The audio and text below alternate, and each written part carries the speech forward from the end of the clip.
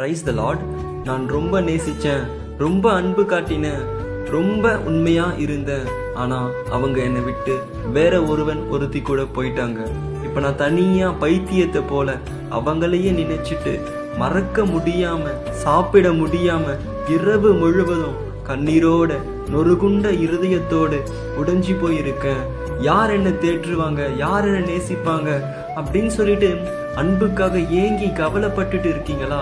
கவலைப்படாதீங்க, இயேசு உங்களை நேசிக்கிறார். வேதம் இப்படியாக சொல்லியிருக்கிறது, இருதயம் நொறுகுண்டவர்களை குணமாக்குகிறார், அவர்களுடைய காயங்களை கட்டுகிறார். தேவன் அன்பாகவே இருக்கிறார். கர்த்தர் தாமே உமக்கு முன்பாக போகிறவர், அவர் உன்னோடு இருப்பார், அவர் உன்னை விட்டு விலகுவதும் இல்லை, உன்னை கைவிடுவதும் இல்லை. நீ பயப்படவும் கலங்கவும் வேண்டாம். உங்களுக்காக ஒரு சின்ன கவிதை சொல்றேன், கேளுங்க. மனிதர்களின் அன்பை நேசித்தேன், சில நாள் கழிந்தது ஏன் நேசித்தேன் என்று யோசித்தேன். அவர்கள் மேல் வைத்த நம்பிக்கையை உடைத்தார்கள், நான் அழுவதை பார்த்து அவர்கள் சந்தோஷப்பட்டார்கள். பின்புதான் புரிந்து கொண்டேன், மனுஷன் மாயைக்கு ஒப்பாயிருக்கிறான், அவன் நாட்கள் கடந்து போகிற நிழலுக்கு சமானம். எந்த மனுஷனும் மாயே என்பது நிச்சயம்.